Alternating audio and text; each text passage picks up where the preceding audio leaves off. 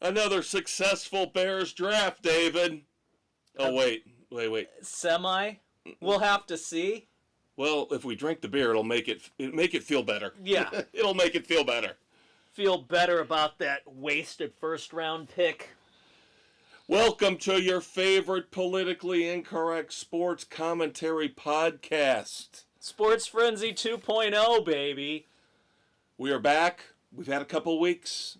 After a little bit of a hiccup, we're back. Everything is running smoothly, guided by the ultimate lubricant, beer. Beer is good for you. Yes, and we did need copious amounts of beer to get us through the Bears' first-round pick. Now, some people like the pick, as we, of course, are leading off with our recap of the NFL draft. Here to start off, as we record on April the 30th, 2025, dropping the first day of May. Is that May Day? That's May Day. May Day. That's how I felt about the Bears pick. Dave and I, maybe we overreacted a little bit because, of course, every year, Dave and I, along with the elder statesmen, the three oldest core members, not oldest in age, oldest in terms of seniority, the original incarnation of Sports from Frenzy. cable access those many years ago. We get together every draft. It's a ceremony. It's a ritual. It has to be done. It's tradition. So, of course, the three of us were together to watch the first round of the draft. The elder statesman might have left a couple picks early. That's okay. He got to see the Lions pick. He, of course, last year had to subject himself to Dave and I in all of our giddy glory with Caleb Williams and then with Roma Dunze falling into our lap. And what did I tell you? What did I say? That this year they were gonna screw it up somehow. And it wasn't just the fact that they screwed it up. It was the fact that not once, not twice by my count, but 3 times. We got screwed before we got the player we had targeted. Yep. And, of course, that starts off in the first round. Because we just wanted an offensive tackle. We wanted an offensive tackle. Would it have been that's not too much to ask. We thought a couple weeks ago, originally, that one of the top two, either Will Campbell or Armand Membo, would fall to us at 10. Yep. Nope.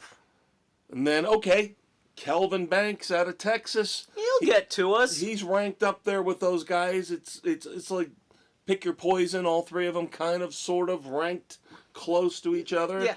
Nope. Fucked by the Saints. 1 pick ahead of us. Because nobody panicked on the quarterbacks early. No. That's what screwed us. So that meant everybody outside of the number 1 pick with Cam Ward going to the Titans, everybody else went for the highest rated player available. And that, unfortunately, yes, screwed the Bears.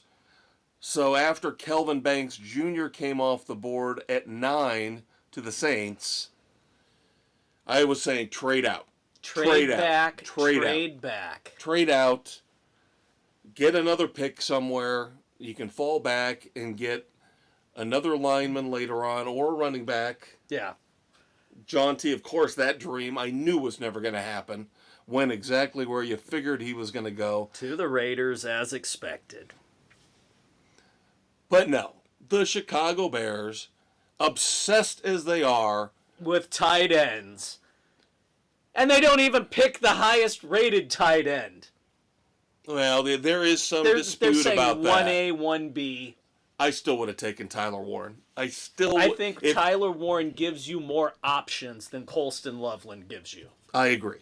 I don't understand picking Colston Loveland. I just don't. If you're going to go down that road, which, of course, the Bears love to do, I mean, Ryan Poles basically grabbed a jar of Vaseline and headed into the bathroom when he saw there were not 1 but 2 tight ends for him to choose from at the 10th pick. Oh! Which one do I take? Vinegar strokes. Oh!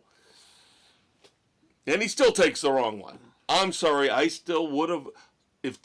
Now, Tyler Warren is now stuck in a very, very bad spot. Yeah, the Colts took him at 14. Yeesh. And he has nobody to throw the ball to him. It's either going to be Daniel Jones, Anthony Richardson, or Riley Leonard.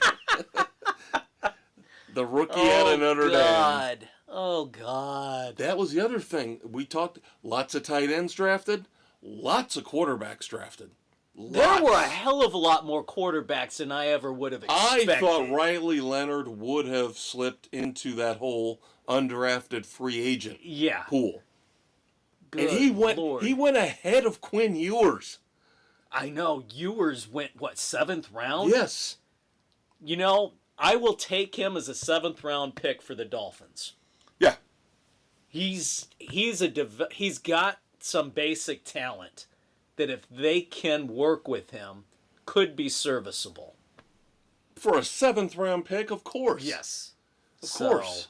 That was a no-brainer. I feel more comfortable with him backing up Tua than anybody else we've had. Well, right now you've got Tua, and you've got Quinn Ewers, and of course Zach Wilson, who wants number 0. Yeah, because he's a big 0. So. Yeah, I will take Ewers over Wilson. So we'll see. In the background with Sarkisian, that offense, who knows? Yeah. Let's put it this way. Would it shock anybody, since we only have the 2 quarterbacks taken in the first round? Of course, Cam Ward at 1, the greatest quarterback in the history of mankind because he came from the U. By the way, I heard from our buddy, our unofficial 9th member, Jamie, this weekend. Yeah. About he has finally decided he is going to have a big party for the Notre Dame-Miami game. And I simply asked him, do I need to wear body armor? One-word response. Yes. Yes. You're going. Oh, yeah, I've already been working on my outfit. WWE wrestlers are going to have nothing on this outfit. So I am coming in. So you got the ibis hat and beak all ready to go? I am going to find a crown. I am coming in wearing a crown. I'm going to take my Miami flag and use it as a cape. You ain't seen nothing yet in the immortal words of BTO, baby. You can pelt me with rocks and garbage all you want, but I am striding in like a champion, and I am leaving a winner. You hope. Carson Beck. Oh, boy. Carson Beck. Yeah.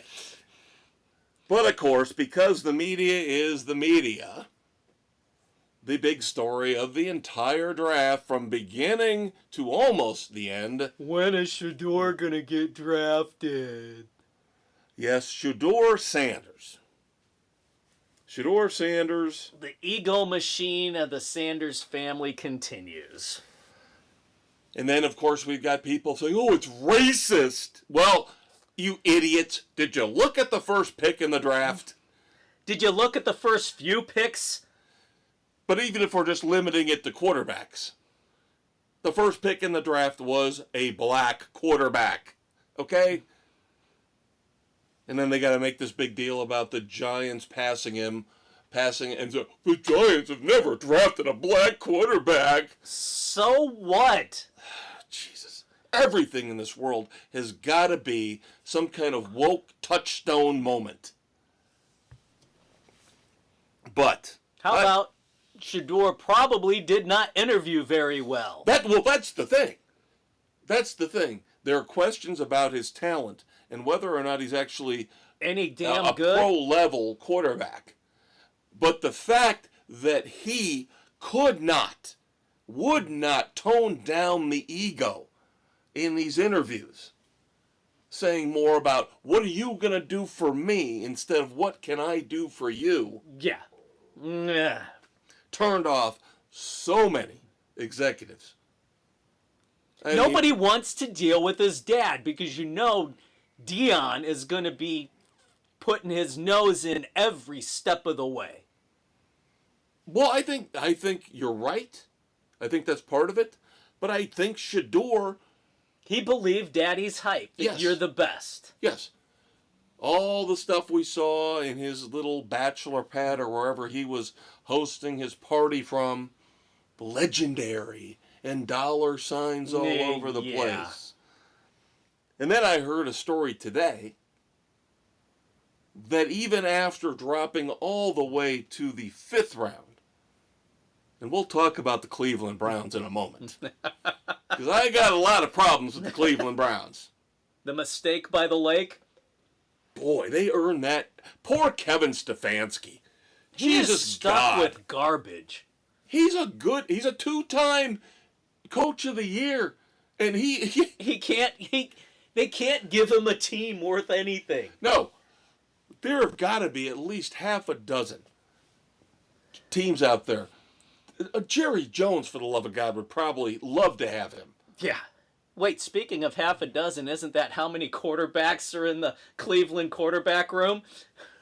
Yep, and we're going to get to that in a second. So Shedeur Sanders slips to the 5th round.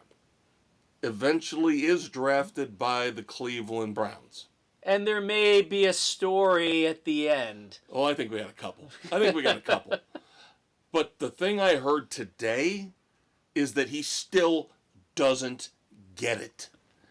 I heard they had another party after he was drafted, and he was walking around. Now, I have this confirmed from multiple sources. He was walking around in a custom bag. I want to say a Louis Vuitton bag. I heard that Louis Vuitton party that he had. Yeah. He was carrying around a Louis Vuitton bag with $1 million cash in it. He doesn't get it. His father doesn't get it. So let us talk about the Cleveland Browns for a few minutes in the last week that they've had. Shall we? Sure, why not? Because all the kids out there could use a good laugh here on Spotify, Good Pods, Pocket Cast, Apple, Overcast, Castbox, Amazon, Audible, and iHeart Sports Frenzy, baby. And of course, don't forget to check out the Facebook page for NASCAR picks, for baseball picks. And the weekend edition, your Saturday morning hangover cure. And I have made progress on YouTube. I'm working on YouTube. All right. I am expecting an announcement in 2 weeks. In 2 weeks. All right. I am expecting a major YouTube announcement. For better or for worse. But I have actually made progress. I discuss it with Dave off mic. You kids will have to wait with bated breath for a couple weeks. Yep, hang tight. All right, back to the laughing stock that is the Cleveland Browns. So Cleveland, by all accounts, people love what they did. When they dropped back from 2 to 5 at the very beginning of the draft, got the extra number 1 pick next year from Jacksonville, so they get the 2026 number 1 pick for Jacksonville. They give up Travis Hunter, let the Jaguars take Travis Hunter. They drop back to 5. They take Mason Graham, defensive tackle out of Michigan. So, initially, the draft doesn't look too bad for them. Very shrewd, very smart move. Yeah. If they didn't believe in Travis Hunter, okay, that's fine. I get it. But by all accounts, after that, it just falls apart. Because, again, we all know Shedeur Sanders goes in round 5 to the Cleveland Browns. Couple things. One thing happened after the draft. One thing happened before they took Shedeur Sanders. Oh, gee. Could that be the 4th round pick? You mean the other quarterback? The other quarterback? Dylan Gabriel out of Oregon? So you decide to draft Dylan Gabriel, who is very short, by the way. Yeah. Very, very short. We're talking 5'9.5". Drew Brees Yeah. short. Doug Flutie short. So you take Dylan Gabriel and then decide later on, let's take Shedeur Sanders too. And that will get us in a minute to what you were talking about. I'll let you tear apart the quarterback room. But I had to do a little research because it was nagging at the back of my little sports frenzy brain. Dylan Gabriel. Wasn't there something about Dylan Gabriel that we ripped on a couple months ago? And I looked back in the annals of Sports Frenzy. And yes, a couple months ago, Dylan Gabriel was one of our dumbasses of the week. Do you remember why, Dave? I do not remember why. We've had so many. Well, arguably, people said he probably was high while he was doing the interview. Coming from Oregon, that's not shocking. But if you recall, he said, I don't think football games should be played in bad weather ever. Oh, yes. They should either be in dome stadiums or in really, really nice, pleasant environments like California. And he goes to Cleveland. He's not going to make it on the roster through the first year. No, he will not. The hype about Shedeur is going to overwhelm him, number one. But he's on record as saying he doesn't want to play in bad weather. He's going to be a scout team quarterback, is what he's going to wind up being. If I was Cleveland right now, I would cut my losses, and I would put him out there. Give me a sixth-round pick. Give me a sixth-round pick, and you can have him. Wasted pick. Now. All right. They don't have a half a dozen quarterbacks in the quarterback room. There's only 5. I was off by 1. That, of course, you know, Deshaun Watson, the albatross of a contract that they cannot get out from under, re-injured his Achilles in rehab, puts him back even further. So completely gone for the 2025 season. Doubtful for 2026, although they're pretty much done with them. They're just waiting to be able to cut bait. Then they went out, signed Joe Flacco in the offseason. Then they picked up Kenny Pickett. Then they draft Dylan Gabriel and then Shedeur Sanders. What the hell are they doing? They have no frickin' clue. So we know Watson will go on the IL right away. Yep, he's all. But that doesn't mean they don't have to pay him. Right, they still have to pay him. So that still leaves you with 4 quarterbacks there. And I'm telling you, now they came out and they said they're not picking up Kenny Pickett's 5th-year option. Right. Okay, I get that. A year done, whatever, fine. But if you ask me, I'm telling you, Dylan Gabriel, they better try to get something out of this. Get what you can out of there because dead weight. As much as people don't like Kenny Pickett, I believe he probably learned something from playing on the Eagles last year. He had one good game. Yeah, he didn't look bad for once. He came in when Jalen Hurts got hurt. And Joe looked Flacco, of decent. course, competent veteran backup. He's going to be there to help develop these young guys in whatever. Do you really think capacity Shedeur Sanders is going to listen to Joe Flacco? No, he won't because Big, tall, dumb white guy. Shedeur won't because he's too much of an idiot to realize he's got a lot to learn. He is in for a rude awakening. He could probably learn from Kenny Pickett. Kenny Pickett has a ring. Yeah. Kenny Pickett went from the outhouse to the penthouse. I guarantee you, he's got 2 quarterbacks ahead of him on the depth chart right now, even before we get to minicamp. That are Super Bowl winners. Yes, and he's going to think he's better than both of them. Yeah. Then I'm hearing people saying Shedeur might be the one. to get cut. That absolutely makes no sense whatsoever. But I have to finish up with Cleveland. We've spent entirely too much time on Cleveland, but they are just such a beautiful, wonderful train wreck to discuss.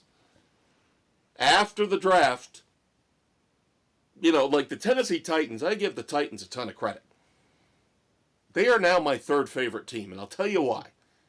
Not only do they have my man, Cam Ward, but right before the draft, they went out and they signed veteran receiver Tyler Lockett. 1 year, $4 million deal. Give him some more help along with Calvin Ridley.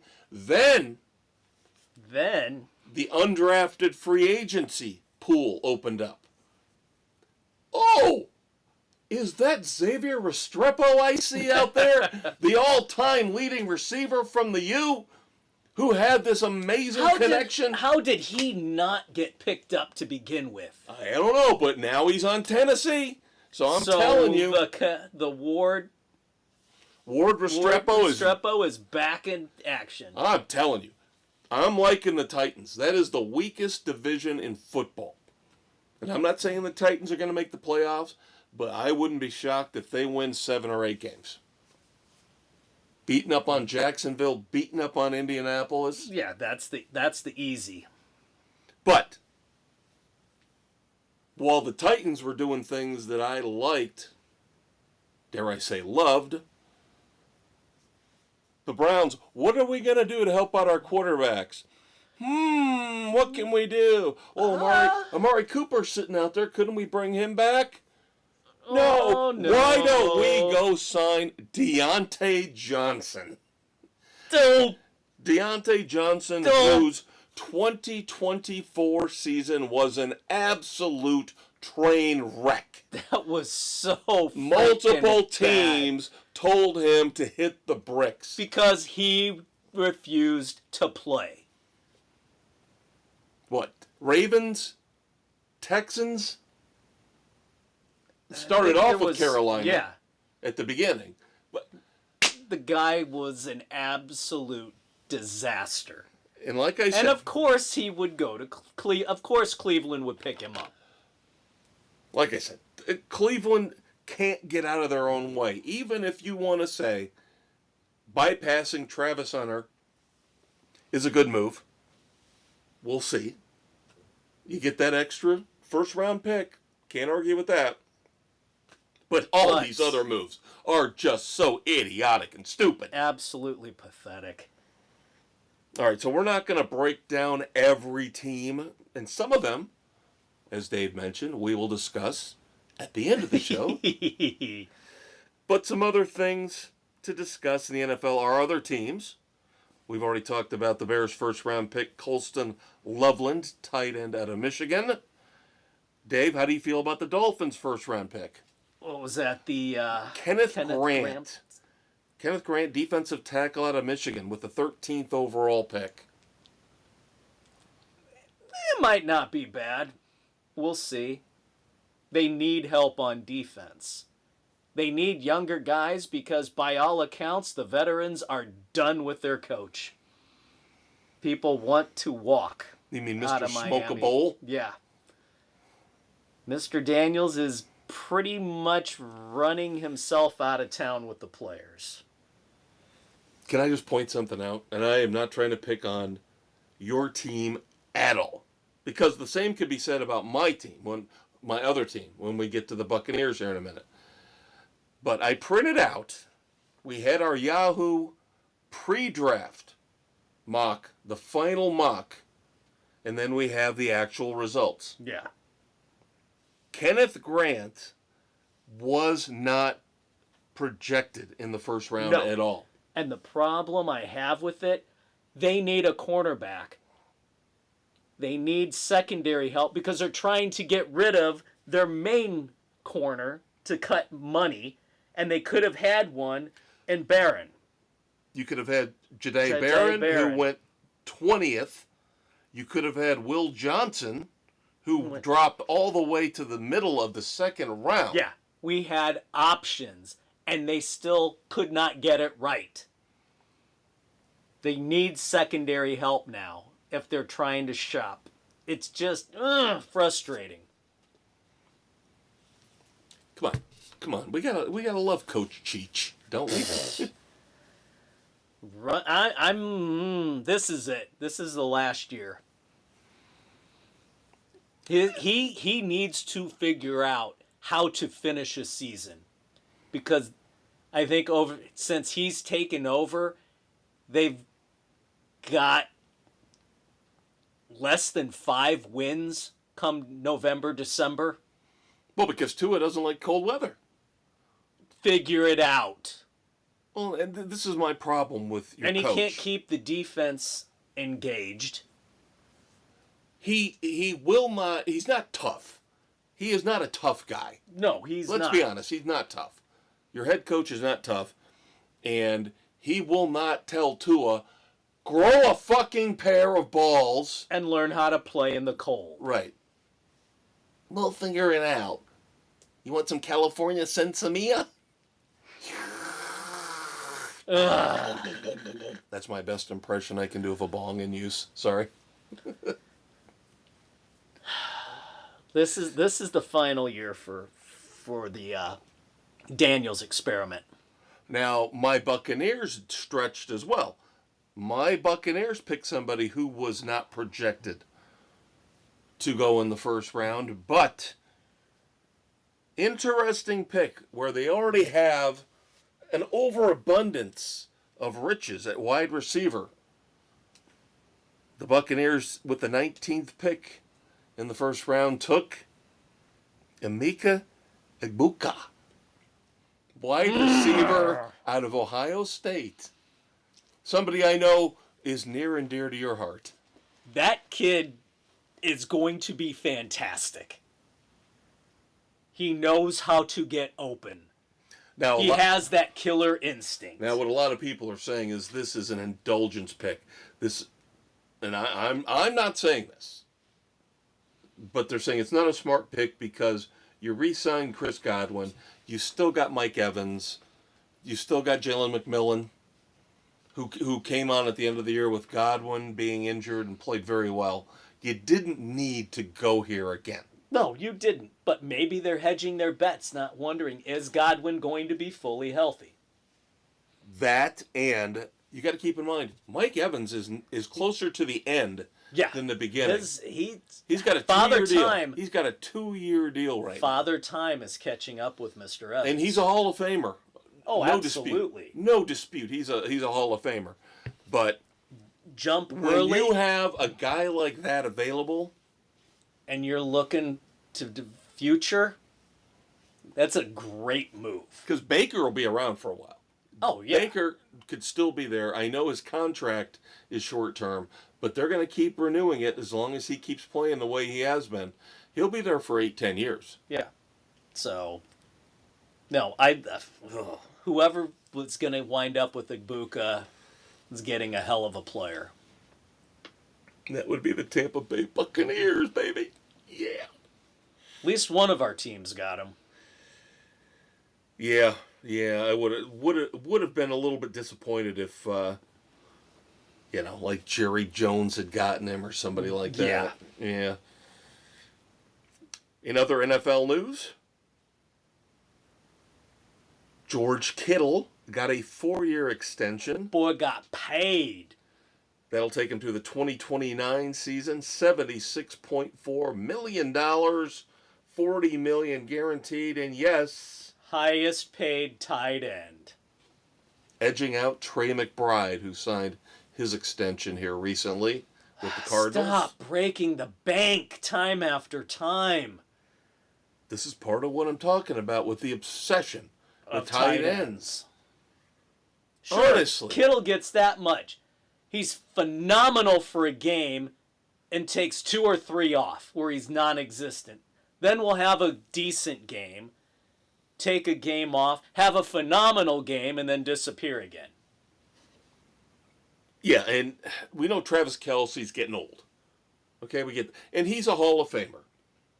Even though lately I think he's been talked about way too much and he's a little overrated. His hype machine is working overtime. Right. But he's a Hall of Fame He's tight a end. Hall of Fame tight end, absolutely. Outside of Travis Kelce, maybe 2-3 years ago, and right now I would say Brock Bowers. We'll have to see if who is out there who is worth the money. Yeah, Brock Bowers, here's the thing. This could be good, this could be bad. He had nothing at quarterback last year and still seemed to be catching 8 or 10 passes every game. Now, Geno Smith, to me, is not a major upgrade, but I don't see a fall off. No, a more competent underneath passer. But you look at guys like Sam Laporta. Sam Laporta is the new George Kittle. He has a great year, and then he disappears. Trey McBride is somewhat consistent. I'd like to see one more year out of him where he's catching 100 balls.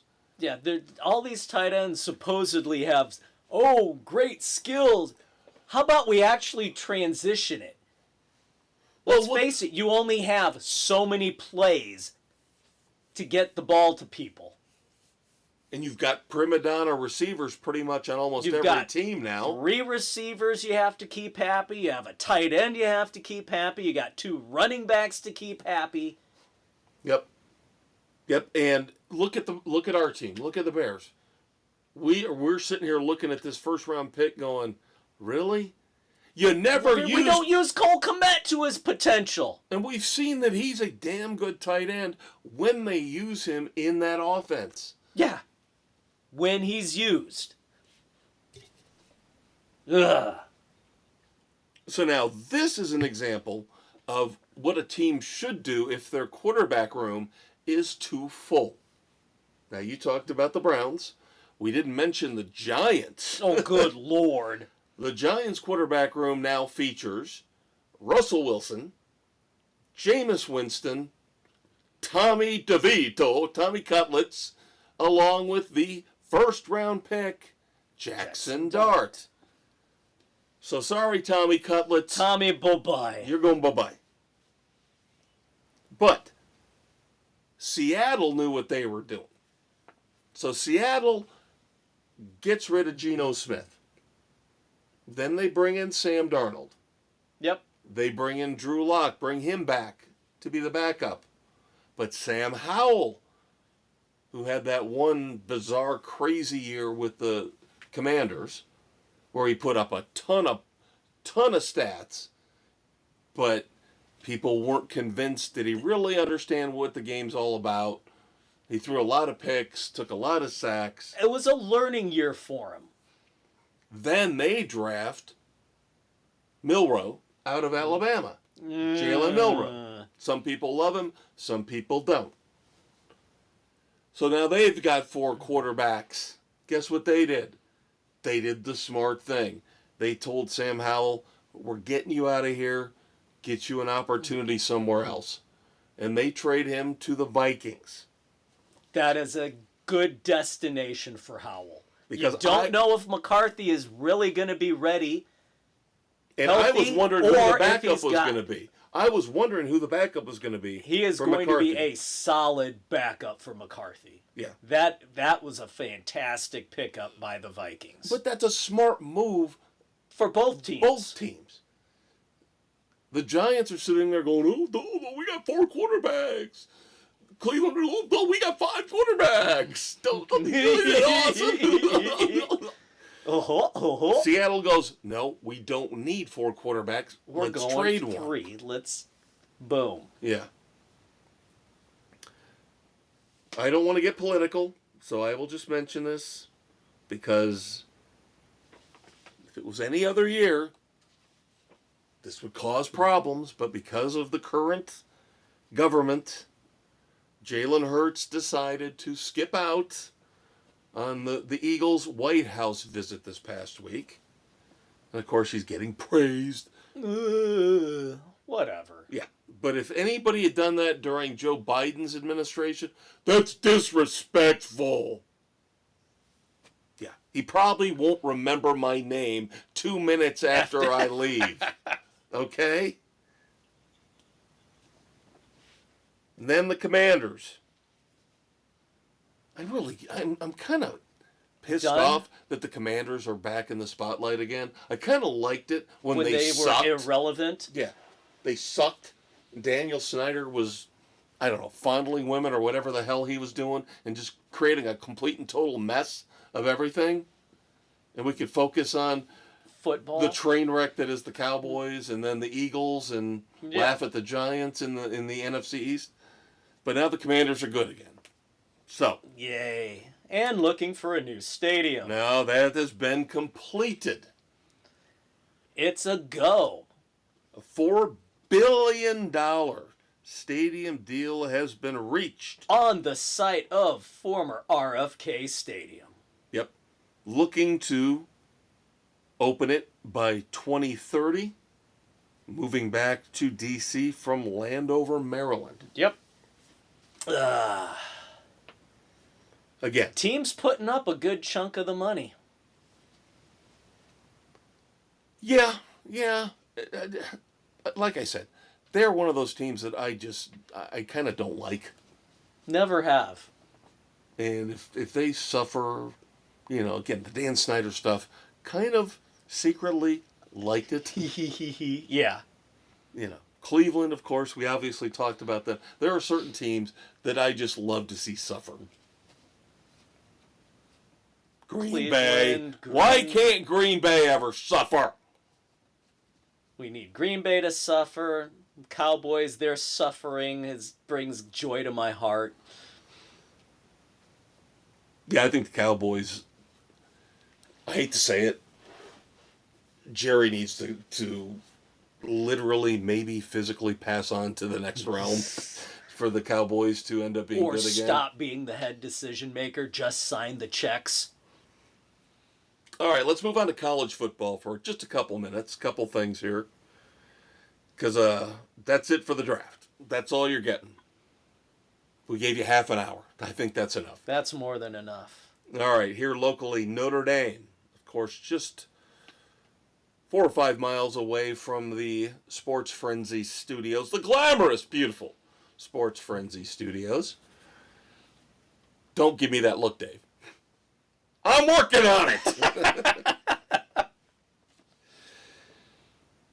Steve Angeli, who was, by all accounts, just a few short months ago, supposed to be the de facto heir apparent to the Notre Dame quarterback job, has now transferred to Syracuse, which is a good spot. That team, Syracuse, because I have to deal with them every year. They're one of those scrappy teams, but they're kind of an up-and-coming team right now. I do believe their quarterback, former quarterback Kyle McCord, went to Philadelphia in the draft. Yep. So, a very soft pillow landing spot for him. Yeah. And then, technically, officially now, the quarterback battle will be a 3-man battle because old Tyler Buckner is being classified once again as a quarterback on the depth chart, whereas last year he was a wide receiver. Oh, and boy. You want to take on my Miami Hurricanes the first weekend of the season. You still have Carson Beck. Yeah. Oh, God. Yeah. Jesus. All I can hope for, and I know this is a real stretch, whereas Cam Ward was able to handle the transfer portal with dignity, with grace, still kept his fire, kept his passion. I don't know if I see that at Carson Beck. I think he's just in it for the cash. And we all know the Miami Boosters, I'll admit it. They'll pay. Yeah. Beck was not overly impressive with Georgia. I know. And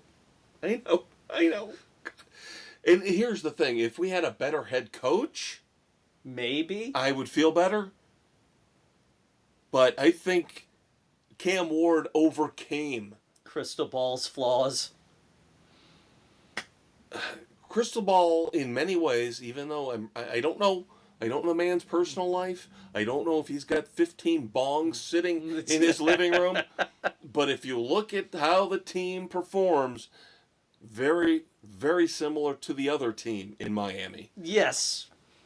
Yep. Great offense. Dolphins and Hurricanes kind of efficient offense, great offense, star-making offense. And but you can't outscore everybody 45-42. You just can't. You can't do it week in, week out. And then I can't believe this. We're talking about this in college football. This is like a shock to me. Because it's Bill Belichick. He's now in college football. I still can't get over this. Tar Heel. Oh, boy. This is in that nether region where I couldn't put it in the dumbass category. But you'd put it in her nether region. I don't think I would. No. I don't think I would. I'm scared of her right now. I'm telling you, man. Hudson is a little bit of an Jordon overbearing... Hudson.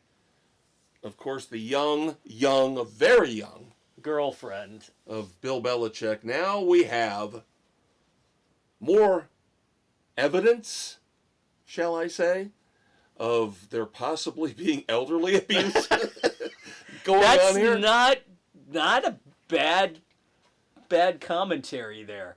Bill Belichick sits down to do an interview with CBS Sunday Morning. And Miss Jordon Hudson sitting off to the side, just out of the camera. Multiple times says, no, we're not answering that question, especially when it comes to how they met. Yes. Yeah, definitely. When that question came up, even though by all accounts it wasn't anything scandalous, they supposedly met on a plane, and she asked him to sign a book for her, and by everything I've heard, not a scandalous meeting at all. But yeah, she shut that down. We are not talking about this. Yep, so, and they did not edit it out. They left it in. They did. And some people are saying there's stuff on the cutting room floor that we didn't see. They left that piece in because of how many times she interrupted. Yes. Yep, absolutely. And I'm not a big fan of the media, of course. We should all know this.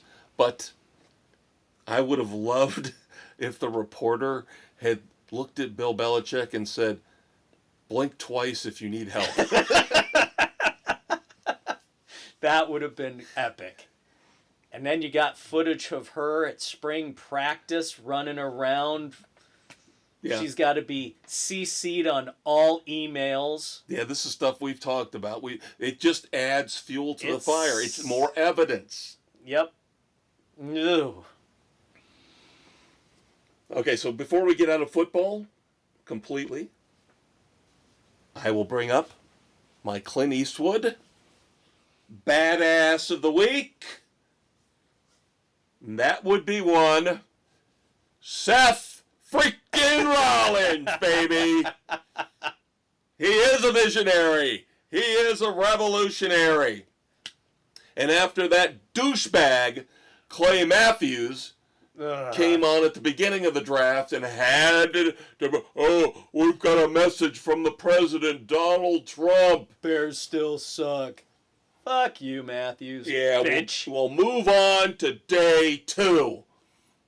And Seth freaking Rollins putting all the Green Bay fans in their place. I love Lambeau Field because the greatest quarterback in the NFC North, Caleb Williams, is undefeated there. Lambeau. Love me some Seth freaking Rollins. He is mine. Love wrestling trash talk. Come on. He basically did a promo. It was awesome. Love it. Seth Rollins is my Clint Eastwood Badass of the Week for getting the Bears' dignity back in enemy territory. That's how you do it. Boom. Confetti. All right, so we have playoffs Playoffs? Playoffs going on Playoffs? in the NBA and the NHL. So we start off with the NBA. We have 4 of the 8 opening series decided. Oklahoma City and Cleveland, the number 1 seeds in the West and the East, respectively. Of course. No issues whatsoever. Embarrassed. Embarrassed Memphis, embarrassed the Miami Heat, respectively. Yep. Wasn't even close. Both teams sweep. My Magic put up a little bit of a fight against the got Celtics. One. Yep, they got 1, but they get knocked out in 5. Then the Pacers taking care of business. beat Milwaukee in 5, but Milwaukee's got some major, major issues. Damian Lillard, we just talked about him. Douchebag. Coming back after the blood clot issue. He's back 3 games, not even 3 games. Not even 3, and then tears his Achilles. Ugh.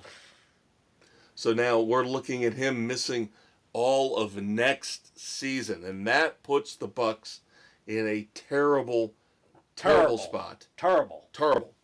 Because now what do you do with Giannis Antetokounmpo? He is still playing at a very high level. Maybe. And they don't have a first-round pick under their control. Maybe a team about 90 miles south should be looking. Do you really have enough faith in that front office? No, I don't think the Bulls front office is smart enough to make that pick or make that trade. That would be the smart thing to do. And that would devastate that franchise. Now, would it be the right move? Probably. They need draft capital. They have no first round picks for the foreseeable future. They're going to be hurting. Yeah, they're going to have to do something drastic. Now, in the other series, so we've got 4 that are decided. The other 4 are still ongoing. Golden State, number 7 seed in the West, up 3-1 on the Houston Rockets. Shocking? Not really. Houston's young.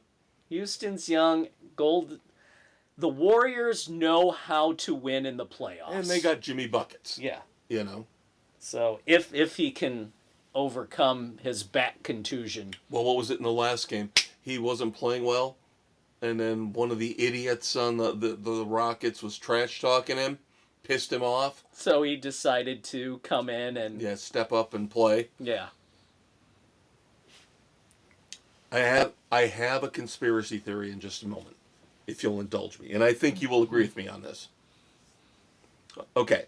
The Knicks having trouble with the Pistons. Another young team. But this young team is playing really, really well. The Knicks just lost last night at Madison Square Garden. So they are up 3-2 on the Pistons, going back to Detroit. So that could be 7. That could go the distance. And that's going to wear down the Knicks as the Celtics sit there and rest. And then Denver, very impressed with Denver. Of course, they just fired their head coach. Bad move, but whatever. But you have I think the best player in basketball. Yeah. Nikola Jokic. And you've got one of the most overrated players of all time in James Harden playing on the other side with the Clippers. So Denver up 3-2 on the LA Clippers. Now, this leads us to the 8th and the final series. They have not tipped off yet. They'll be tipping off a little bit later tonight as we are recording here on April the 30th. The Minnesota Timberwolves, God bless the Minnesota Timberwolves. Up 3-1 on the hated Lakers. I'm not a betting man. But I probably got a $20 bill in my wallet upstairs. That they'll find a way to get the Lakers to tie it up. I would bet right now, down 3-1, that $20 bill, that the Lakers end up winning this series. The manipulation of the NBA. By the way, to back up my point, so keep that. That's going to be, and I fucking told you so, kids. Keep that in the banks. I believe the we've been banks. talking about this for weeks, that they were going to try and manipulate getting the Lakers through.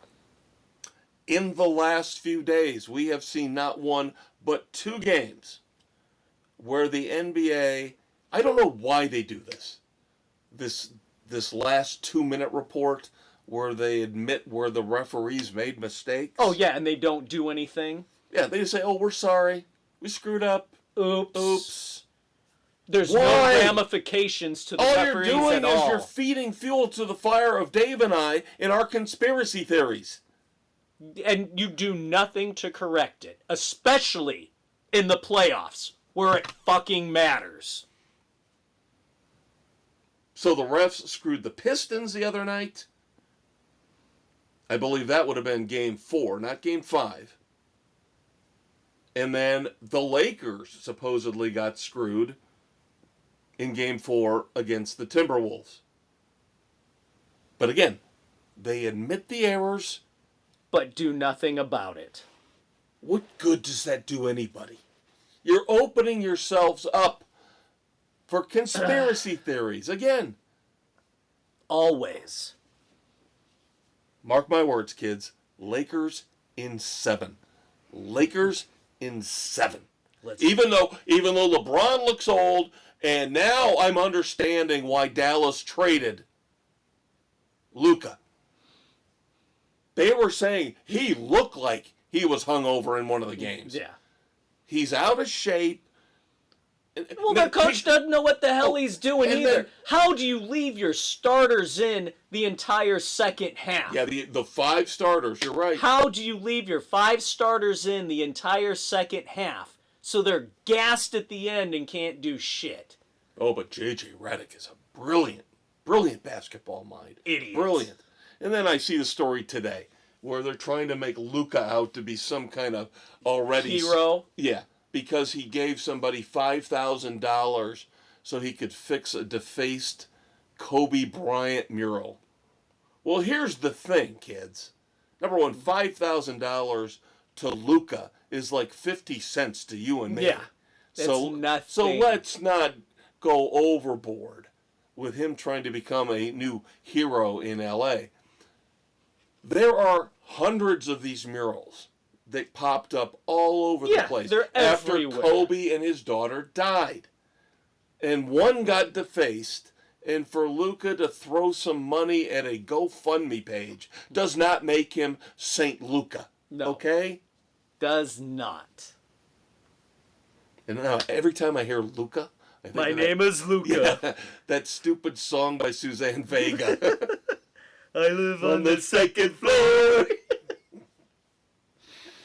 Oh my God, the one-hit wonder. Yeah, Suzanne Vega. Song was awful. And then finally, we're starting to get into the awards that actually matter.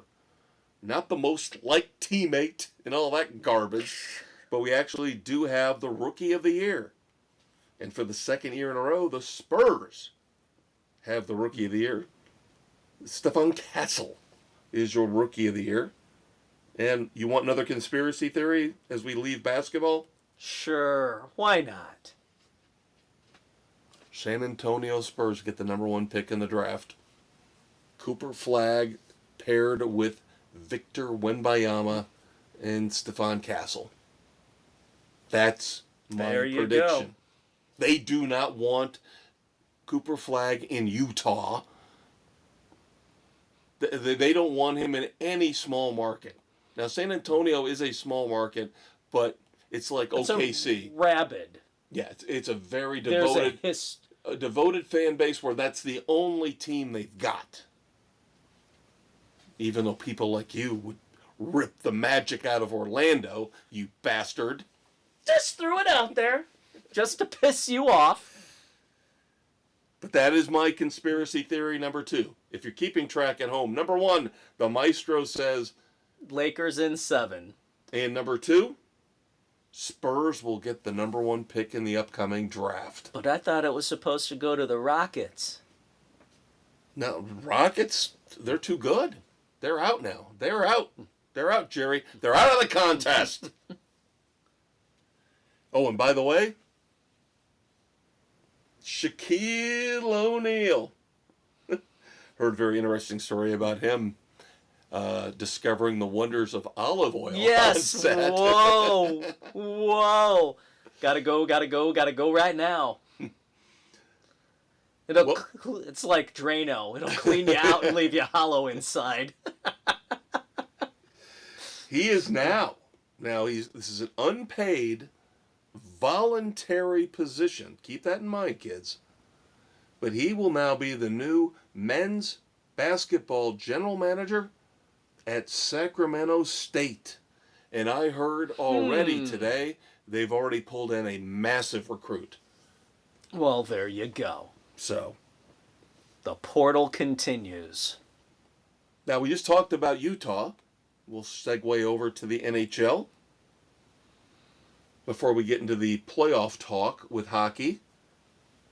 The minor faux pas that could actually be saved for the end of the segment, or the end of the show, but Utah Hockey Club. Somebody jumped God the it's gun. not going to be. Wait. They made a mammoth mistake on their social media. Releasing the name I can't understand. UtahMammoth.com. I can't believe all they did was just pull all that stuff back off. Yeah. Just announce it. Just announce it. No, what I heard. We gotta wait for the draft. Because the NHL this year is not doing a centralized draft. Every team is going to pick from their own location. Yeah. So they think the Utah team is going to have this big Unveiling. announcement. Yeah. Whatever. All I'm happy about is this will be the best possible name. Out of the ones that were given? Yeah. Yeah. So Utah Mammoth, I'm down with that. I am down with that. If you screwed up and you released it early, just own it. Just do it. Start selling them now. Start selling the jerseys, the hats now. You know Get what? A couple months. We already know that you can release the name. Save the logo unveiling. Yeah, there you go. Boom, easy. All right. In terms of the playoff picture, now in the NBA we had 4 of the 8 opening series decided. We got 1. The Hurricanes are the first to punch their ticket to the next round. Only 1 so far. Only 1. Far. Carolina beats New Jersey in 5. The rest, Edmonton Oilers up 3-2 on the LA Kings. The Toronto Maple Leafs up 3-2 on the Ottawa Senators. Washington up 3-1 on the Canadiens. Florida winning the Battle of Florida, up 3-1 on the Lightning. St. Louis and Winnipeg tied at 2 each. Dallas up 3-2 on the Avalanche. And the Las Vegas Golden Knights up 3-2 on the Minnesota Wild. So there you go. And of course, next week that will all be figured out. Yep. We will be ready for the second round.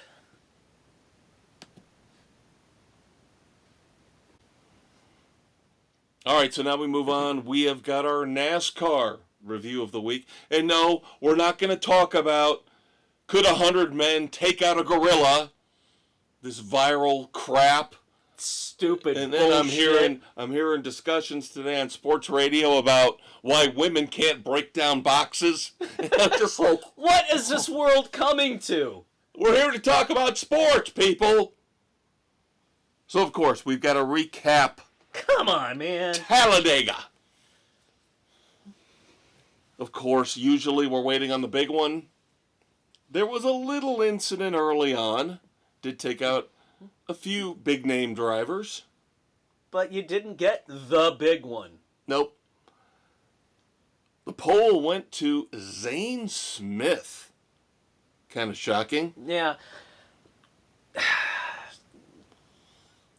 up-and-comers can get a bonsai lap at Daytona and Talladega. Yep. So it's not unprecedented. Now, of course, fun little story here. Sunday afternoon, leading into Sunday evening, my daughter, former participant in Sports Frenzy, as she was known as the protege, Yep. was in town. So she and I went out to dinner during the second half of the Talladega race. And I had Austin Cindric, and I was like, I don't know what he's doing. He's going to end up 15th, 18th, something like that. And I come back home, and I see an email from Mrs. C. Congratulations, Maestro. And I'm like, oh, holy hell, I got to watch the rest of this now. So then after Cass left, I watched the rest of the race, and then I can now talk with some level of expertise about what happened. Now, I think he owes his victory, as you and I discussed off mic.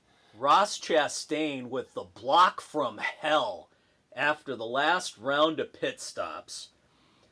The Toyotas had come in first, and everybody else was coming in, and they had a head of steam coming up because everybody else was still trying to get formed up and back up to speed. And Cindric did not pit with the rest of the Fords. No, he did not.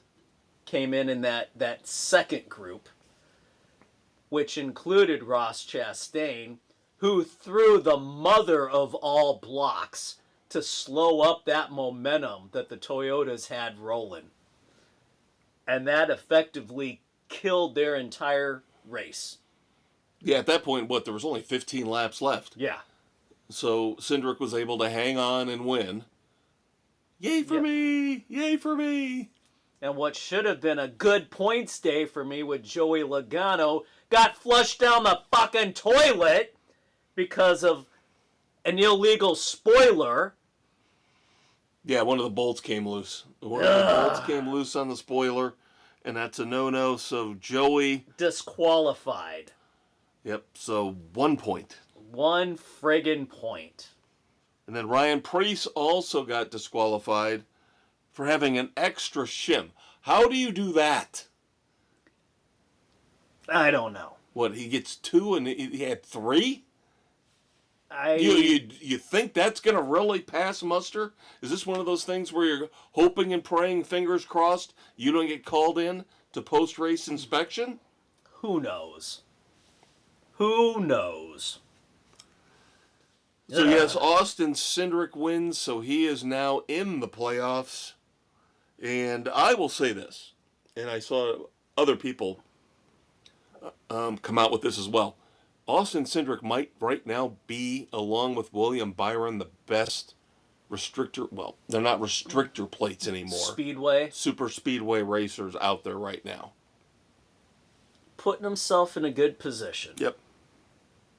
Logano and Blaney just always seem to have issues. Even though they run well, they get caught up in somebody else's shit. Well, Blaney had a nice run right. of winning everything at Dega for a while. Right. And now snake bit. Yep. All right. In other NASCAR-related news, before we get to our picks for the Worth 400 from Texas Motor Speedway, kind of a knee-jerk reaction from Spire Motorsports on the number 7 car, which is Justin Haley. Legendary crew chief Rodney Childers out. After just these handful of races. Yeah. Yep. 9 races. Yep, because race 10 was Talladega and he was not there. Let's face it. How is any crew chief going to do anything at Spire Motorsports? They're a mid-tier team. They don't have the budget to put into everything that's needed. Yep. Ryan Sparks took over. Don't recall Justin Haley actually having a wonderful, monumental, devastating day. So Don't see as how it made a hell of a lot of difference. No, not at all. Kyle Larson, of course, wants to run the double again. That, of course, for the uninitiated, would be running the Indianapolis 500, jumping in a helicopter, flying to Charlotte, and running the Coca-Cola 600. Not a good omen. Not a good omen. Kyle Larson wrecking already in open testing for the Indy 500. His first time in the new car with the what was it, the e-assist or whatever extra power thing they have. Said he's got to get used to it because the car, the weight difference, the balance is not what he had practiced before, so it's something he has to adjust to. And he wasn't the only one. There were a couple other guys that wrecked as well. For my man here, my brother from another mother, debuting on Prime Video May the 22nd, a 4-episode documentary series simply entitled Earnhardt. Now, can I tell you a story? Sure. Personal story. Going to the store today. Got behind a guy who had an absolute replica of Dale Earnhardt Jr.'s car. Or not junior, senior. Senior. Had the Monte Carlo with the 3 and the 3, good wrench all over it, black. I've seen a few of those around. Yeah. Fucker can't drive. No. Took a right-hand turn, almost made me miss the light. Took a right-hand turn like he was a 90-year-old grandmama. Don't drive a Dale Earnhardt replica number 3. If you can't put some speed to it. It did look cool, though. It did. And he had the custom license plate and everything. Nice. So. Well, there you go. So you going to watch this Earnhardt series? I might. We'll see. Now, we just talked about, maybe about 2 months ago, this shift, this change at the top of the power structure at NASCAR. Now, all of a sudden, rumors come out that Steve Phelps, who was just recently anointed commissioner at NASCAR, the PGA Tour wants him as their CEO. Really? They're kind of getting tired of what's going on? He is on a short list of guys they're looking at to take over as CEO. Intriguing. Yep. And they said they are not discouraged at all by the fact he just got the promotion. The promotion as commissioner. They're going after him. Possibly, maybe. Interesting. The All-Star Race format has been announced. You know what that means, Dave? Homework for next week. Dave's got some homework. Nah, poo-poo. Dave's got to do homework. Let me write it down on my official notebook so it is there. Plenty of time to go before, of course, we get to the All-Star Race. And going back to that Earnhardt series for just a second, as it debuts on May the 22nd, 2 episodes out of the 4, that is right before, just a few days before, Prime Video takes over for 5 races. Their first ever, their initial coverage of the Cup Series. And I'll admit, I have not watched a single second of qualifying on Prime Video yet this year. So I don't know how this is going to play out. Qualifying's... I don't know. It used to be fun to watch. I don't like the new formats. Yeah, but now they're going back to the old format. So. But I think they've ruined it to the point where people like you and I who like the old format really were... Who cares at this point? It's like, screw you. You burned us with the last few years of the the bullshit format. Trying to use the Formula One method. Yeah. So, of screw group you. qualifying and blah, blah, blah, blah, blah. But the scariest thing is now there's a promo out there for NASCAR coming on Prime Video. And there's Dale Jr. Jr. in the... Yeah. And sitting next to him, the fucktard, Steve Letarte. Fucktard. And I was reading some articles this week where we're not alone. Nobody wants NBC back taking over the second half of the season with Lee Diffie. God. The man who can't shut the fuck up. We thought Letarte was bad. I'll take Letarte over Diffie. Ugh. All of that, in a positive, upbeat manner, takes us to... You know, Diffie and Letarte make me long for the days of Eli Gold.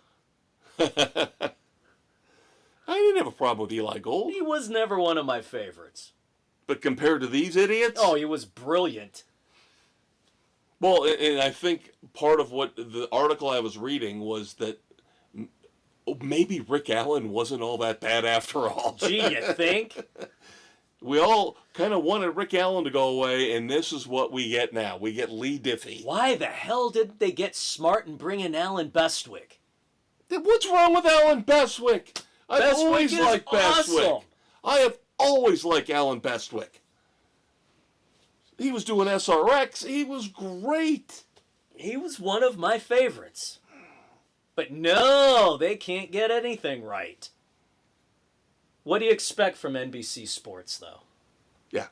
They cannot get announcers for anything right. Okay, you can blame NBC. I blame NASCAR. Well, Aren't you supposed to protect your property? Make sure that only the best are doing... But what is in the contract? You're going to tell me the NFL doesn't have any say in who Prime Video or NBC or ABC, ESPN puts in that booth? Bullshit. Then why are we stuck with Tony fucking Romo? They love Romo. Why? I guarantee they love Romo. They love them all. They love them all. They are ecstatic with who are doing the games. Good for them. They're idiots. I didn't say they care about what the fans think. They don't want to embarrass themselves. And Romo somehow still gets ratings. No, it's the games that get the ratings. I remember that experiment 30, 40 years ago when they played a game. I think it was a preseason game with no announcers. Dead silence. It's like, I'm okay with it. I'm fine with that. Throw on some Van Halen and just listen to some rock and roll. I'm good with that. Yeah. So I know what I'm thinking. Watching it, it's got to be more intelligent than what those idiots would be spouting. If they were smart, they would allow and sync the home radio simulcast with the game and allow fans that option. Yep. So if you're watching a Bears game, you can listen to the Bears radio broadcast. Yes. Yep, absolutely. Love that idea. All right, so now we move on to Race 11. This coming Sunday, May the 4th. May the 4th be with you. It's Star Wars Day!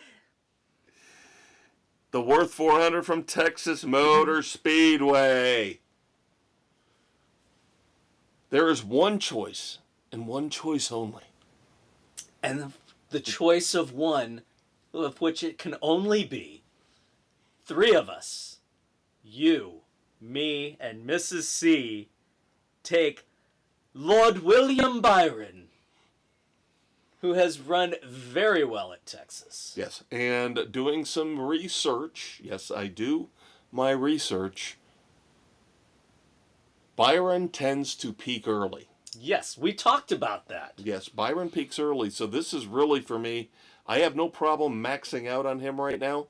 No. Because the second half of the regular season, he tends to fade away. Yep, and I'm already got about half the remaining races already penciled in of who I'm taking where. Yeah, I do too. And the good thing, going back, sorry, not trying to open a festering wound, but going back to Joey Logano, the good thing, Fine Young Cannibals, good thing, Well, where have you gone? Album I gave to my daughter this weekend. nice. Boy, I was thinking about it. Even though you only got 1 point out of Joey Logano, the 10th place cutoff, which is what we use for our competition, went up 2 points. Yeah. So it didn't hurt you at Didn't all. hurt me a bit. Didn't hurt you at all. Now, karma's a bitch. So what's going to happen here in the next couple weeks is 1 week that 10th place number is going to jump 60 points. Yeah. And it's gonna bite some people in the ass. I just hope I can pick up a win before the end of the season. And the autocorrect kicks in. All right, so you and I in Mississippi with William Byron. The rest of them? Sam's taking Joey Logano. Good luck with that. Bill taking Tyler Reddick. Not horrible. Nick, Denny Hamlin. Doug, Bubba Wallace? Really? At Texas? Okay. And then Aaron, Chase Elliott. Now, Chase Elliott was my second pick. I'm leaving Chase on the table. There's a few other places he's that my backup for road courses. Can I tell you a couple stories real quick? Sure, let's see if they match. You'll have some fun. No, you'll have some fun with these. Sam taking Joey Logano. Autocorrect. His pick, Logan's. I almost messaged him back and said, Are you sure you want to take Logan's Roadhouse? Are you really that hungry for a steak, buddy? Nick. I sent out the reminder this afternoon. I have everybody's picking, and I'll give Bill credit. Bill got me on this, said, you need to keep doing this. I know you did this once in a while. Keep doing this. Because he was doing it while I didn't have the internet. Yeah. He took over. He said, you need to let them know who you don't have picks from. So I've been doing that now. So I said, don't have a pick from Nick. Don't have a pick from Jen. I know Jen's is going to come in closer to the deadline. But Nick needs that not so subtle nudge, that kidney punch. He needs the kick in the ass. So I see his pick come in. More food with Denny's? No, he picked Ryan Blaney. I thought he had For the fourth time already. 11 races in, he's trying to pick Ryan Blaney for the fourth time already. Oh, Nick. Yeah. Then I get the old LOL. Oops. Yeah. It amazes me. Doug and Nick, of course, all 8 of our panelists have been around now for about a decade at least. Yeah. There's no excuse. Doug and Nick worry me sometimes. They really do. Yeah. I don't think Doug reads emails right, and I don't think Nick can read a spreadsheet right. But there you go. Once again, wrapping up. Kev, Dave, Jen, William Byron, Sam Logano, Bill, Tyler Reddick, Nick Hamlin, Doug Bubba, and Aaron Chase Elliott. All right. There you go. All right, so now we move on to baseball. And I believe you said right off the bat you've got a badass. I have a badass of the week out of baseball. The Mets' Brandon Nimmo went 4 for 6 the other day. In 3 innings, he had 9 RBIs, including a grand slam and a 3-run shot. Hell of a run right there. Yeah, unfortunately, he has not had a great year. No, this was kind of his breakout game. But I'm glad you brought that up because that ties into something else I want to discuss. Also this past week, Arizona Diamondbacks' Eugenio Suarez became the 19th player in Major League Baseball history to hit 4 home runs in one game. Damn! Now, somebody put together a really nice article. So you've got a guy who drove in 9 runs. I got a guy who hit 4 home runs. What is the toughest single game mark to achieve? Hitting for the cycle. No, absolutely not. Not even close. No? Not even close. Oh, is it what the Cubs just did the other night? No strikeouts? All hitters? Nope. Now with your guy, I will do this. Your guy had 9. Nimmo had 9. Let's bump that up to 10.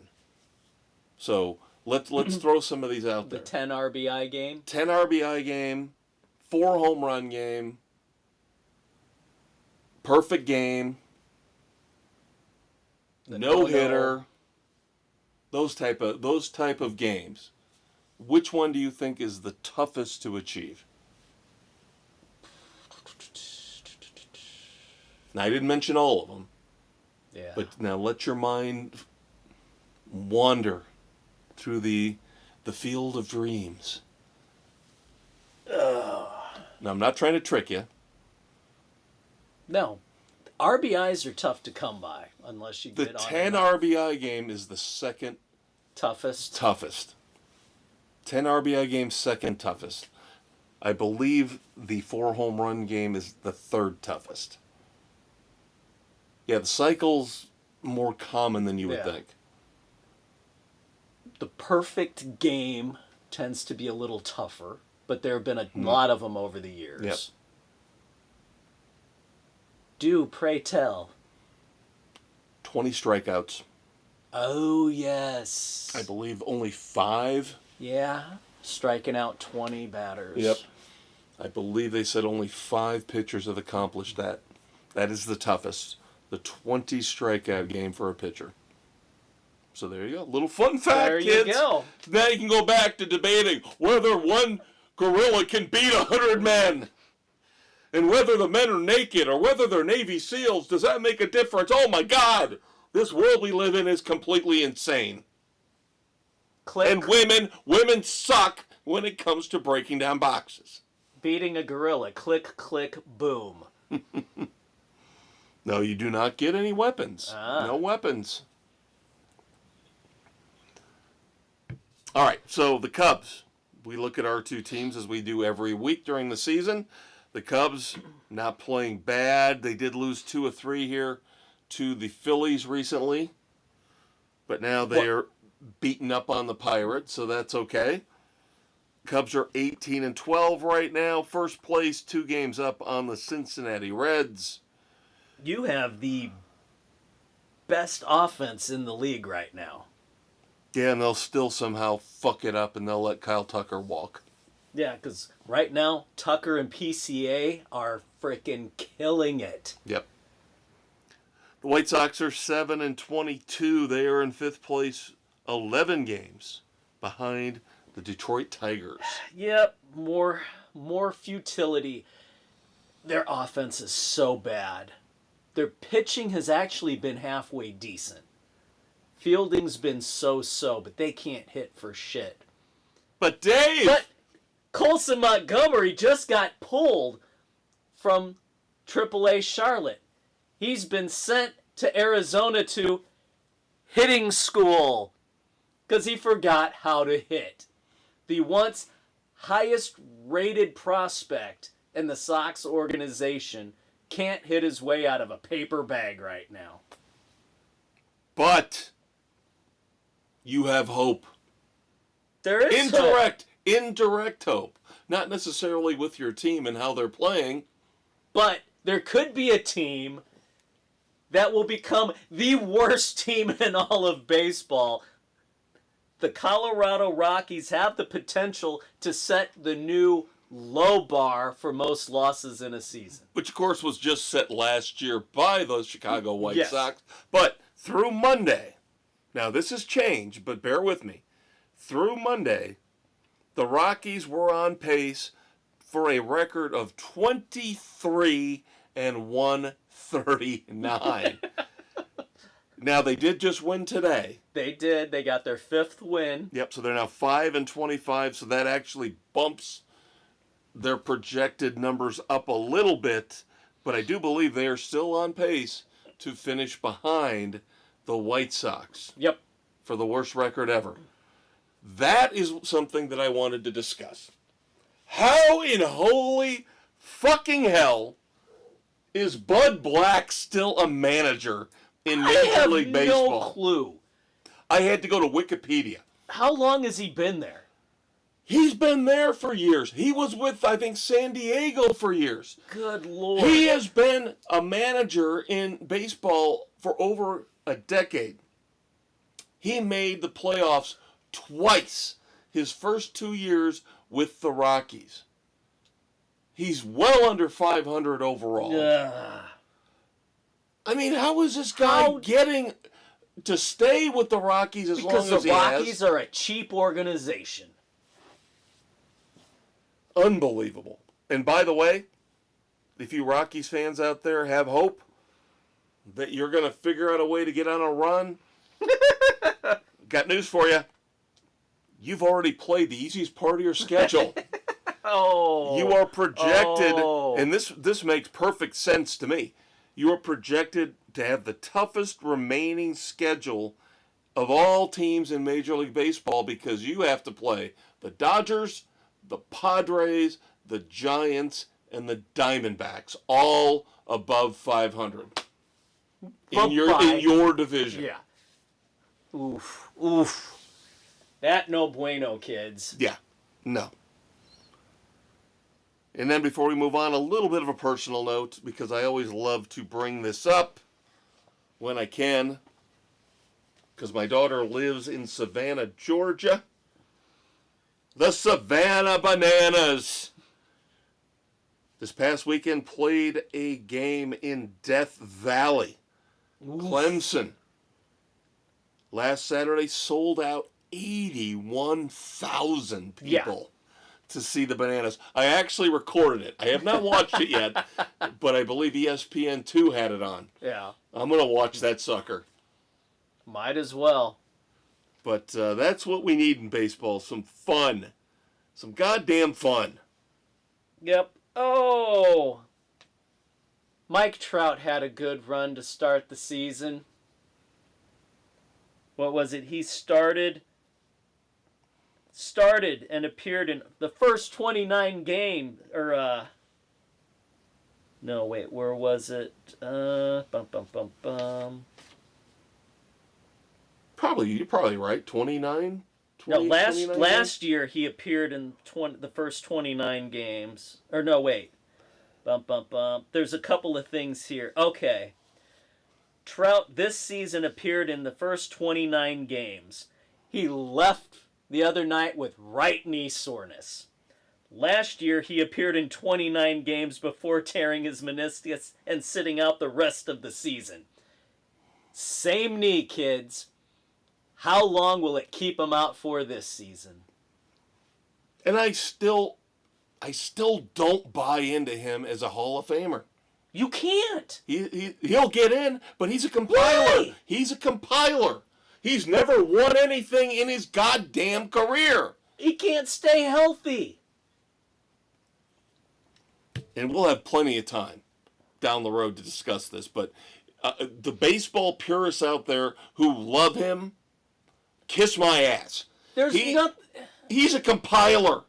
I will put Sammy Sosa with his corked bat and his steroids in the Hall of Fame 10 times out of 10 before I put Mike Trout in. Sorry, but I will. Ugh. All right. A few other little tidbits in sports before we move on to moments of silence. And, of course, everybody's favorite segment at the end of the show. the Red Foreman Dumbasses of the Week, we of course like to bring back some of our historical segments from our cable access days, and that includes Frenzy 5-0. It's been a regular feature here of late. Seriously, we could make it a feature every week. I don't see why not. Because these dumb fucks end up taking the privilege, the money, the fame, and the glory, and just flushing it right down the toilet. And that would include another guy who's heading to the Hall of Fame, Adrian Peterson. What did AP do this time? Arrested in Minnesota, of course, on DWI charges. Oh, Adrian. He seemed like he was a halfway decent guy, but some guys can't get out of their own damn way. Yeah, but he did the switch, remember? Yeah. He got nailed for child abuse. Yeah, hitting his kid with the belt. Yeah. You know, some of us who grew up old school. I got swatted in the ass with a belt once. Yeah. I think I turned out okay. You people can't comment on that! TGL, the Golf League. The indoor golf experiment. Financed by Tiger Woods and Rory McIlroy. Oh, but wait. It's expanding already. Yep, they're going to expand by one team, and they are exploring the LTGL. Yep, adding a women's league. There you go. And we don't normally... No, would it be the TLGL? TLGL, maybe. The Ladies Golf League, maybe? But then wouldn't the men be TMGL? No, it'd just still be TGL because it's PGA and LPGA. Oh, okay. You're right. They add on the extra letter. And you guys know that we are not normally ones to talk about soccer, but I find this story very funny. We all know about Wrexham. Wrexham, I hardly knew him. Of course, Wrexham is the soccer team that was purchased a few years back by Ryan Reynolds and Rob McElhenney. Of course, two big Hollywood stars. Yep. Wrexham, for the third year in a row, has been, as they call it, promoted. Now they're one step away from the top Premier level, League. the Premier League. Here's the part that appeals to my accountant brain. Is how much they're losing? Oh, contraire. Contraire, mon frere. Oh, they're making money hand over fist now, huh? Ryan Reynolds and Rob McElhenney bought Wrexham outright in 2021 because, you know, Tom Brady has a stake in another team. Right. But he's got like a 3% stake. Yeah. McElhenney and Reynolds bought Wrexham outright in 2021, and then, of course, they started the sell-offs. The reality show. Well, yeah. Welcome to Wrexham, right? Yeah. So in 2021, they bought Wrexham for $2.5 million. A paltry $2.5. I'm going to let you guess, as of right now, after their latest promotion, how much is Wrexham valued at? $500 million.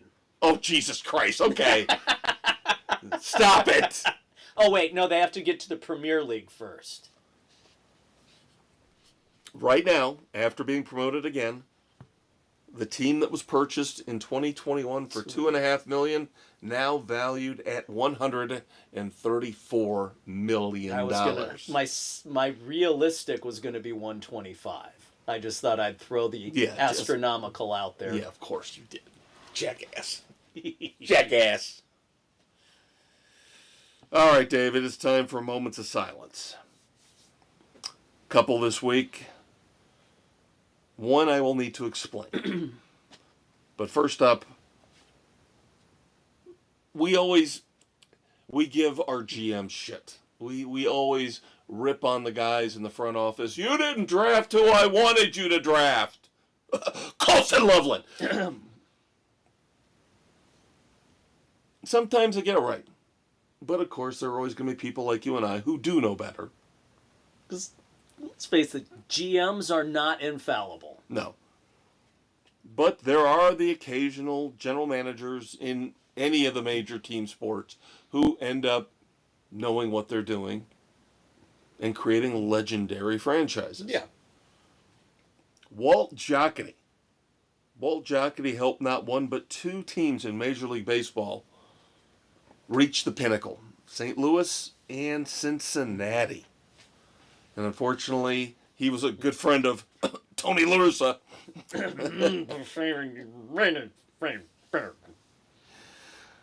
Of course, going back to the St. Louis part of that. Yep.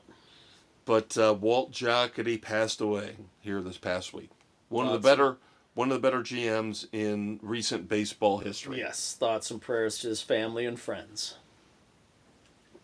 Not Tony. Yeah. I once I started talking about Walt Jocketty and realized I was going to have to bring up Tony La Russa, I was like, God help me, Dave. Don't punch me. Please don't punch me. Don't punch me. Now, the second one, we're going to have to do some explaining. This is a terrible, tragic story. Jeff Sperbeck passed away, and that was here within the last, I believe, 36 hours. Yes. Jeff Sperbeck was a longtime friend and business partner of one of the greatest NFL quarterbacks of all time. Former agent. John Elway. The circumstances around his death are just terrible. Riding in a golf cart that John Elway was driving. Yes, I believe Elway and his wife, and the couples were at a party. And was it Sperbeck and his wife were riding on the back of Elway's golf cart. And Sperbeck fell off, hit his head on the asphalt, and never recovered. Nope. Now, by all accounts, they will investigate, but by all accounts, impairment was not... Elway did nothing wrong. No. It was just one of those freak accidents. And I have heard some people say, after this story reached its tragic conclusion, that this is not uncommon. No, it happens frequently. Yeah. A lot of communities, golf carts are the way to get around. And unfortunately, tragedy strikes. Yep. All right. With that, we unfortunately, on a down note, have to pivot to find out which of these 8 did you say earlier? Yep. 8 of these individuals who will wind up winning the Golden Boot Up the Ass as this week's Red Foreman Dumbass of the Week. So we start off, a couple of these I know Dave has pretty much figured out they're coming. And I will say this. Half of them are tied into the NFL draft. Four of the eight dumbass nominees for this week. Yeah.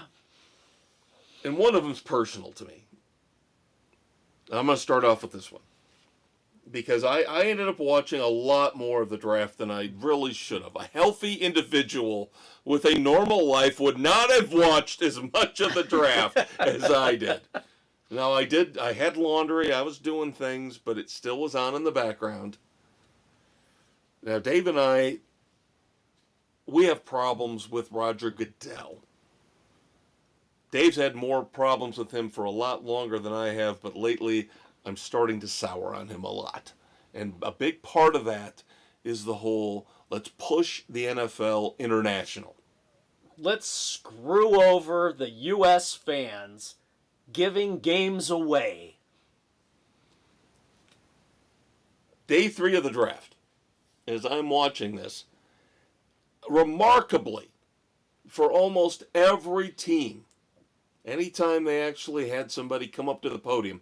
Now, by the time you get to day 3, some of the picks they just show on the screen and the talking heads will analyze. But then every once in a while, they'll have somebody come up on the podium and announce the pick. Yeah. An inordinate amount of quote-unquote fans that came up to announce picks on day 3 were from Australia. What the I was like, are we doing? Literally, and I am not exaggerating here. Pushing your agenda much there, Roger? Yeah, exactly. Exactly. Literally at least 10 times on Saturday, day 3, I saw somebody from Australia come up and announce a pick. And that's all I could think of. Exactly what you said. Because we know they're going to play a game in Australia coming up. That's just so awful. Sorry. That's my first dumbass. Roger Goodell and the NFL for once again screwing the U.S. fans and deciding in Green Bay, Wisconsin, let's have a bunch of Aussies announce draft picks. Yeah, and you knew they flew them in on the NFL dime. Oh, yeah, they were all considered like fans of the year or something like that. Yeah, bullshit. All right, so I'm going to try to split these up. I'm not just going to go all draft. Young phenom pitcher. Just came over from Japan, Roki Sasaki. We all know about him, right? Yep. Dodgers, of course, got him. Didn't have to pay all that much, like $7 million for him. Well, we just found out this week that there was an extra incentive for him to go to the Dodgers? For Roki Sasaki to go to the Dodgers. Roki Sasaki told the Dodgers, yeah, I'd kind of like to sign with you, but you know what I'd really love to see you guys do to make me feel more comfortable coming over here from my home country of Japan? Bring my whole family? No, he convinced the Los Angeles Dodgers in the clubhouse for the players to install 8 heated seat bidets. Oh, come on! Just like they have over in Japan. Good Lord. And some people are saying that was the thing that sealed the deal. So bad. So bad. 8 heated seat Japanese-style bidets installed in the Dodgers clubhouse. Thanks to Roki Sasaki. Asshat. Entitled little bitch who can't pitch. Yeah, right now he doesn't look good at all. He's been awful. Yeah. Now this one's a no-brainer. But, come on. It's too good. Too good. It's got, if I let this one slide, I would be remiss as I put together the Red Foreman Dumbass of the Week candidates. Now, you can say it was the son. You can say it was the father.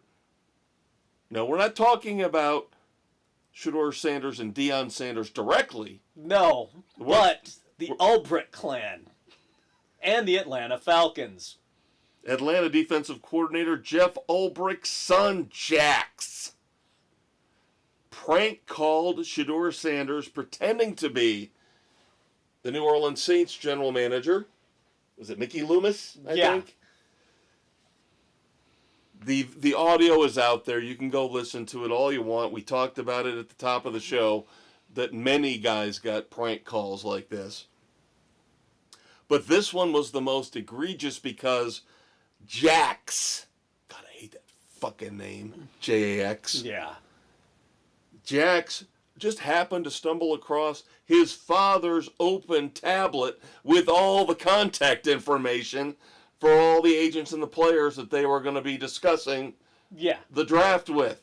What the hell is the kid doing in the room anyway? So, good news today. I think this is warranted and fair.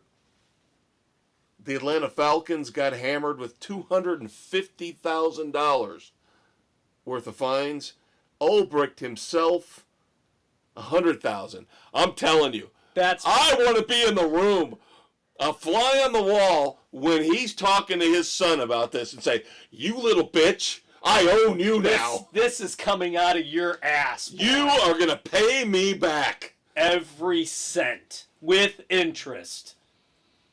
I swear to God, if he would say, "It's okay, we'll figure it out." No, bullshit.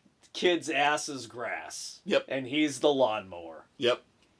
If I tell you to scoop shit off the floor in the bathroom because I missed the toilet, you will say, "Thank you, sir." May I have another?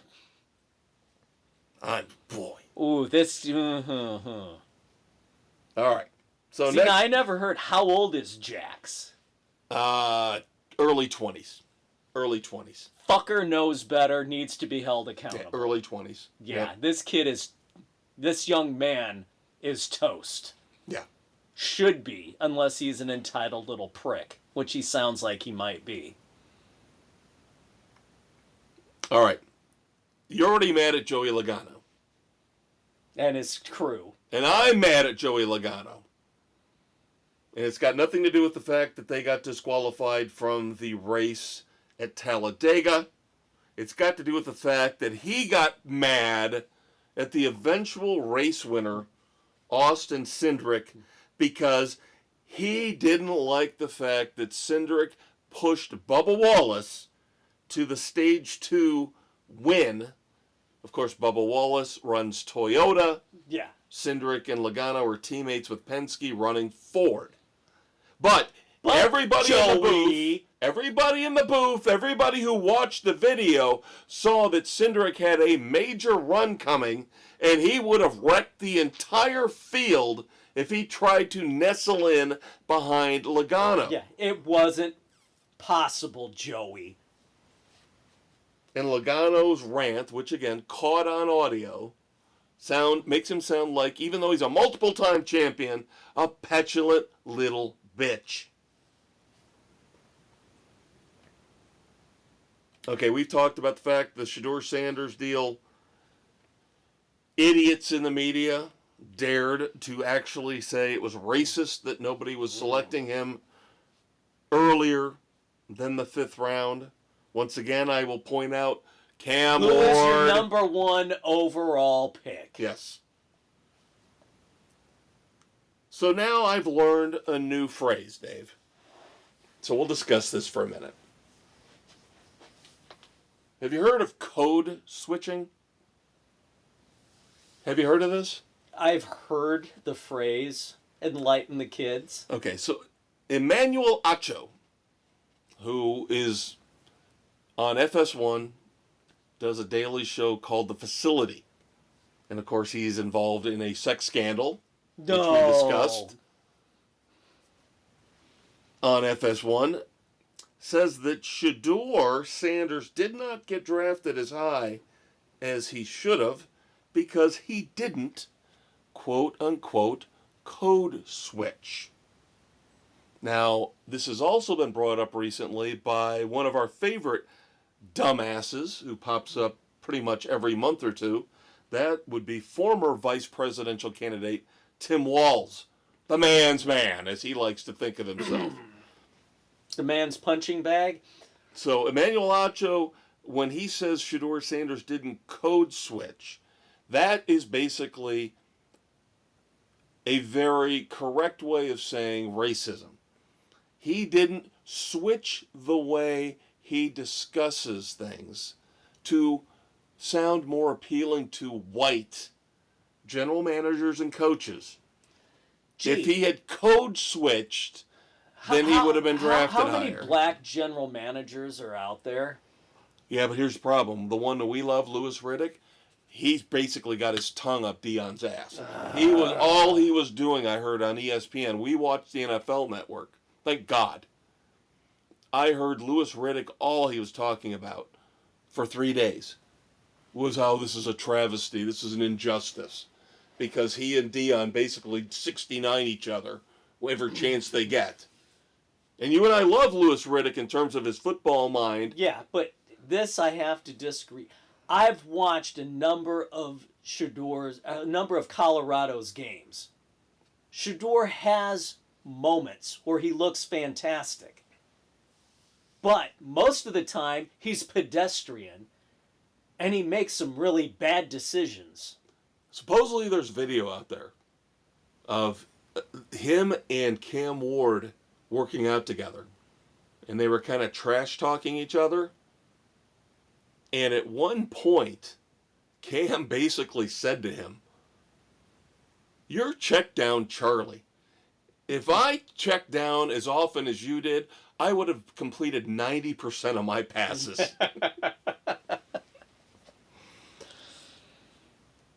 Now, to finish this off, just to enlighten you a little bit more on this code thing, code talk, code switching, Tim Walz, of course, the Idiot.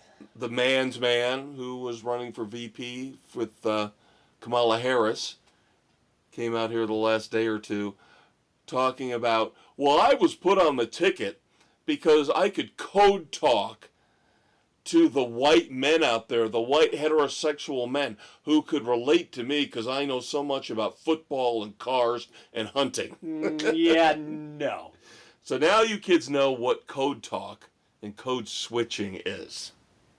Another public service presented to you by your Uncle Dave and your Uncle Kev on Sports Frenzy 2.0. Let's stick with the draft. Let's finish up the draft. Sure, let's knock it out. Abdul Carter. Now, by all accounts, a great pick at number 3 by the Giants, right? Yep. Maybe there's some warning signs there. Because we've seen the Giants make some mistakes here in the recent past when it comes to their first-round picks. They took Kayvon Thibodeau, and all he cared about was his brand. And even though they picked up his fifth-year option, he has been a disappointment on the defensive side of the ball. Yes, This is also the team that in the late first round drafted Kadarius Toney. Young Joker, who cared more about his rap career than about playing football.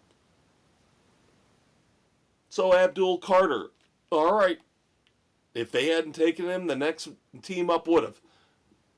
Stellar prospect on the defensive side of the ball. Yeah. First thing you notice, he walks up to the podium and he's got the grill. That's a bad grill, He's too. got the grill to show everybody, look at what NIL did for me. But that's not why he's a dumbass. After getting drafted, somebody happened to ask him, what number do you want to play under as a New York Giant? He says, I think 56 would look really good on me. You are not getting Lawrence Taylor's jersey, bitch. Everybody just stunned that he would go there. The greatest player in New York Giants history.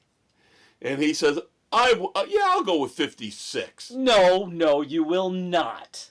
Lawrence Taylor obviously came out and said, no, you earn it. Hell no.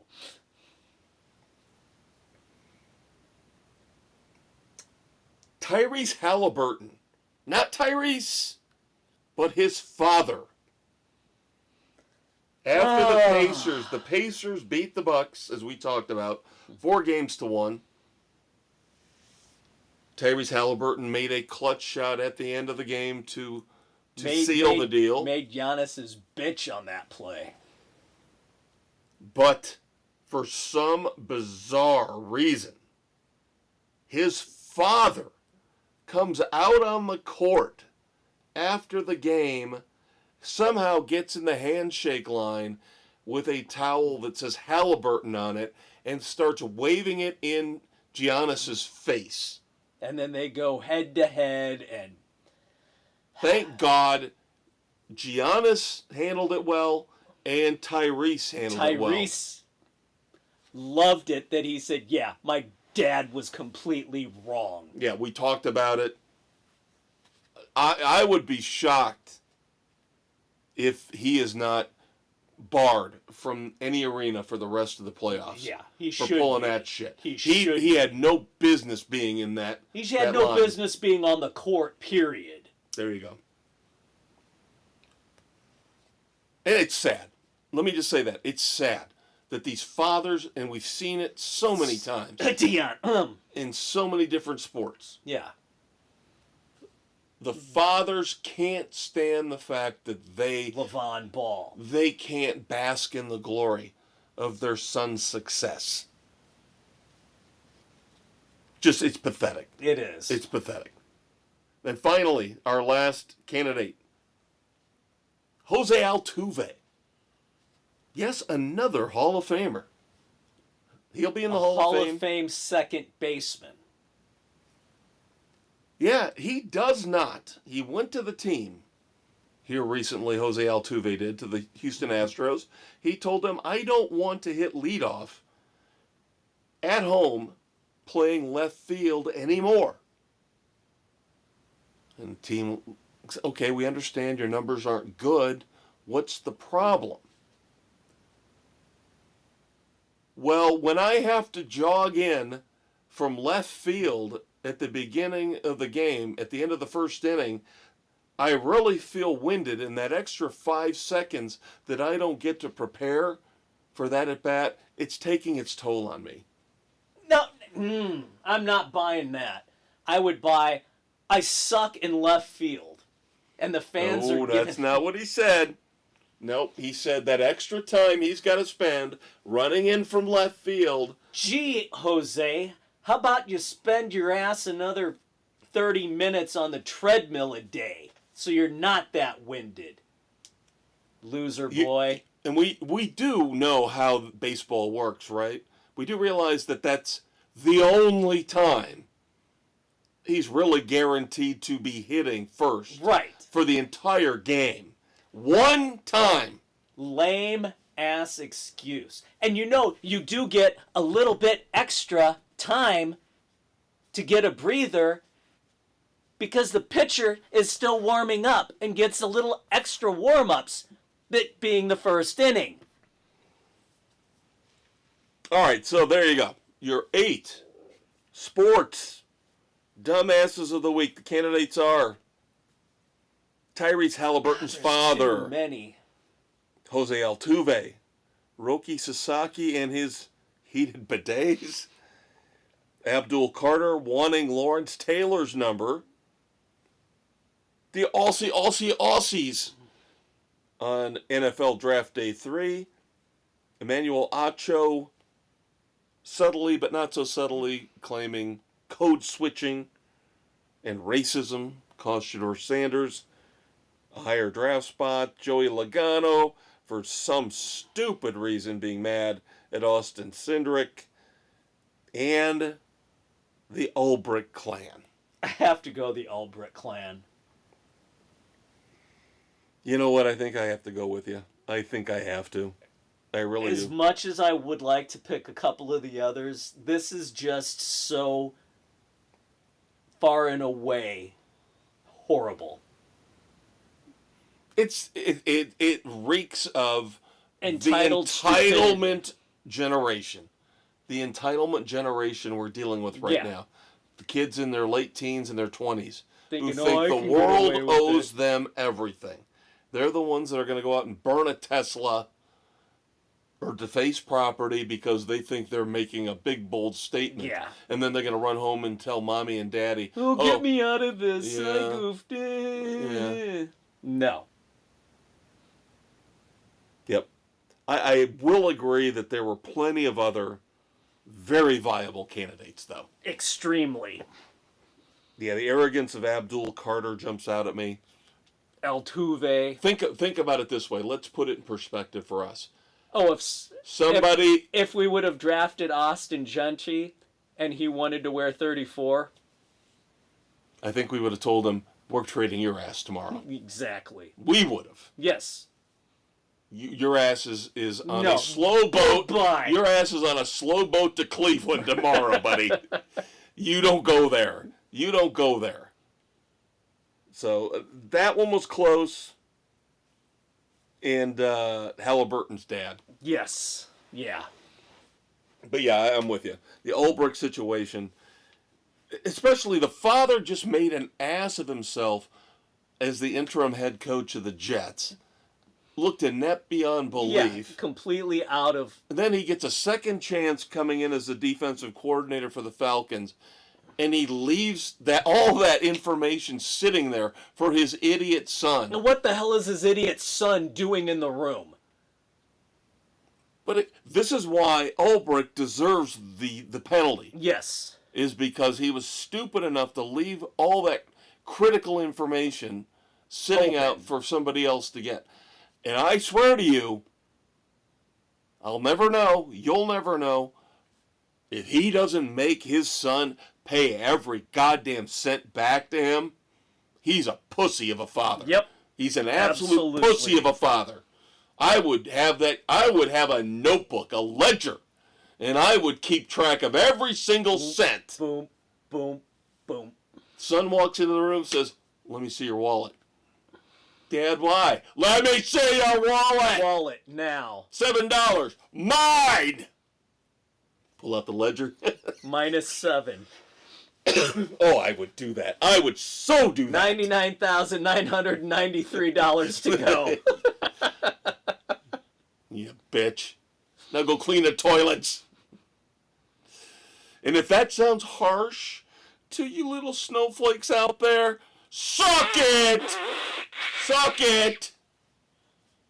We're old school. Tough love, damn it. But we're not done yet. Because once Dave and I take a break, have an adult beverage or two, listen to some cool music, we're going to come right back and record Saturday morning's Weekend Edition. Your politically incorrect pop culture commentary. Your hangover cure. That will drop Saturday morning, May the 3rd, 2025, where we'll always have fun doing this. We have a bunch of songs we're going to count down from best to worst. In addition to that, we will review season 1 of The Bondsman, starring Kevin Bacon on Amazon Prime. We've got movies. You've got the big movie of the week. I got the big movie of the week with The Accountant 2. And then, of course, we're both going to review Wolfman, which just debuted recently on Peacock. I'm still catching up on all of those shows I watched during my 2 weeks with no internet. So I have a couple reviews there. We'll get it all. Dave's got a book review. I got a book review. So we'll have so much fun on the Weekend Edition. The question is, what are we going to open with?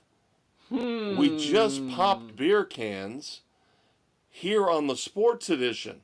Will it be the alarm clock? Will it be the burp? Will it be the frying bacon? One of our new ones. Personal favorite of mine. You'll have to tune in and find out.